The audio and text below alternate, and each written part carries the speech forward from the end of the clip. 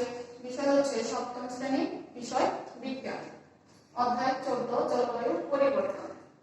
আমরা জানি পৃথিবীর বাইরের যে অংশটা সেটাই হচ্ছে বায়ুমণ্ডল। পৃথিবীর বায়ুমণ্ডলের আর্দ্রতা, চাপ, বায়ু প্রবাহ এই সকল কিছু মিলে তৈরি হয়েছে আবহাওয়া। আর আবহাওয়ার দীর্ঘ সময় কোনো অঞ্চলে বা কোনো জায়গায় দীর্ঘ সময়ের যে সামগ্রিক আবহাওয়া বা গড় যে অবস্থা সেটাই হচ্ছে জলবায়ু। মানুষের জীবনযাত্রাকে প্রভাবিত করছে হচ্ছে আবহাওয়া এবং জলবায়ু।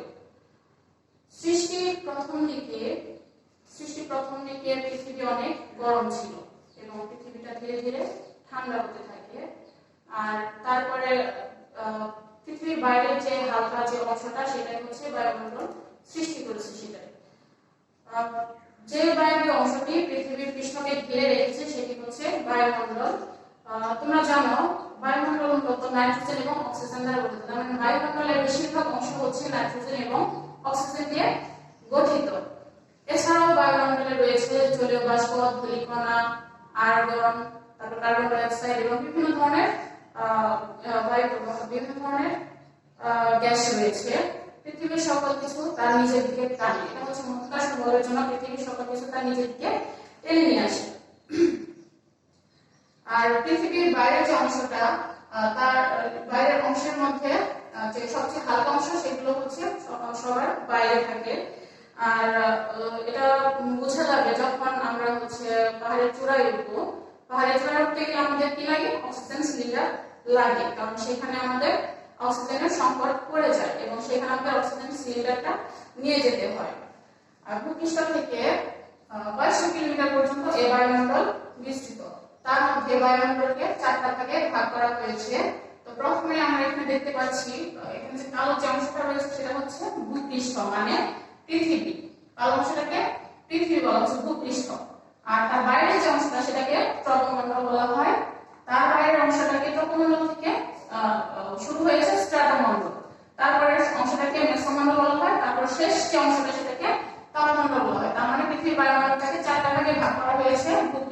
একটা হচ্ছে ট্রপোমণ্ডল, স্ট্র্যাটোমণ্ডল, মেসোমণ্ডল এবং তাপমণ্ডল। দেখো, আমরা প্রথমে দেখব এই যে অংশটা ট্রপোমণ্ডল, এটা আসলে এটা সম্পর্কে আমরা একটু জানবো। ভূপৃষ্ঠ থেকে প্রায় 11 কিলোমিটার পর্যন্ত এই ট্রপোমণ্ডলটা বিস্তৃত। এই স্তরে বায়ুর বেশিরভাগ প্রয়োজনীয় উপাদানগুলো রয়েছে, যেমন oxygen, nitrogen, carbon die oxide এবং জলীয় বাষ্প। তার মানে 11 কিলোমিটার পর্যন্ত বিস্তৃত হচ্ছে ট্রপোমণ্ডল। এখানে oxygen, nitrogen, carbon die oxide এবং জলীয় বাষ্প রয়েছে, যেটা মানুষ এবং প্রাণীর জীবনকে প্রভাবিত করে।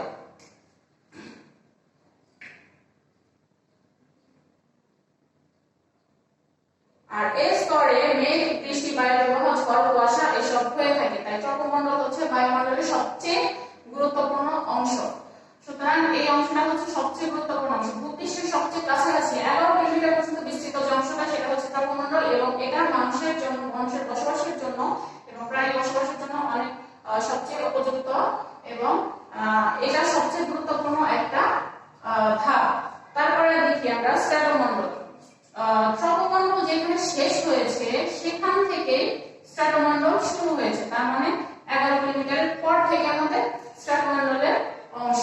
তাহলে স্ট্র্যাটোমণ্ডল শুরু হয়েছে 11 কিলোমিটারের পর থেকে। ট্রপোমণ্ডলের পর থেকে শুরু হয়ে 39 কিলোমিটার পর্যন্ত বিস্তৃত হচ্ছে এই স্ট্র্যাটোমণ্ডল।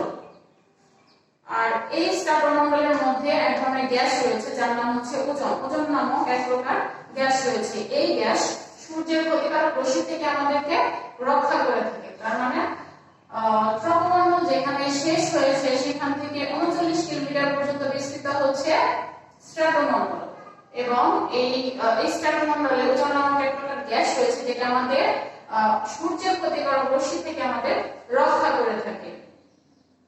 এবং এই অংশে বায়ুমণ্ডলের বিভিন্ন গ্যাসের পরিমাণ একটু ট্রপোমণ্ডলের তুলনায় কম।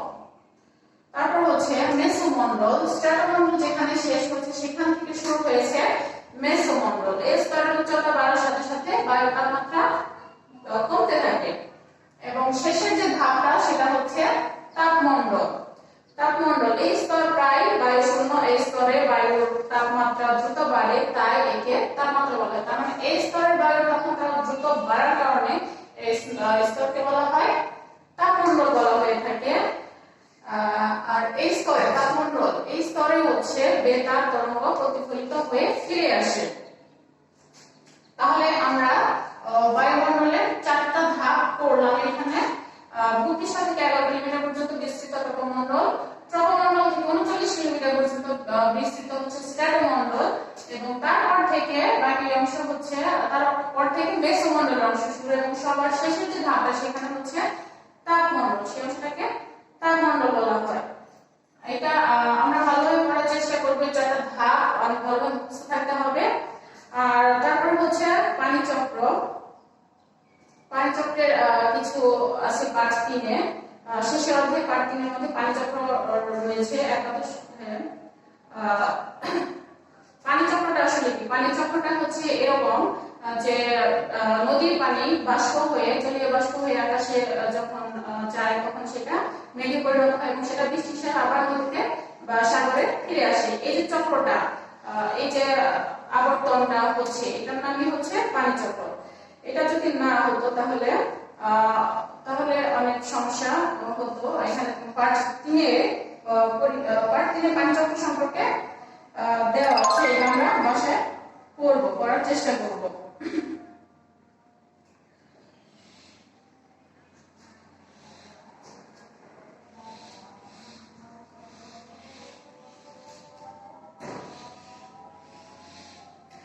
পানিচক্রে যদি ব্যাঘাত ঘটে তাহলে মানুষ ও অন্যান্য জীবের সমস্যা হয়ে থাকে। যেমন অতিবৃষ্টি হলে বৃষ্টি প্রাণী দ্রুত সরে যেতে না পারলে বন্যা হওয়ার সম্ভাবনা থাকে, যেটা পানিচক্র না হওয়ার ফলে বন্যা হওয়ারও সম্ভাবনা রয়েছে, যেটা আমাদের জন্য খুবই ক্ষতিকারক, যেটা আমাদের জীবনকে প্রভাবিত করে। আমাদের দেশে বন্যা প্রায় প্রতি বছর দেখা যায়। আবার পৃথিবীর তাপমাত্রা বেড়ে গেলে পানিচক্রের ব্যাঘাত ঘটবে। এই সম্পর্কে পরে আমাদের আলোচনা করা হবে।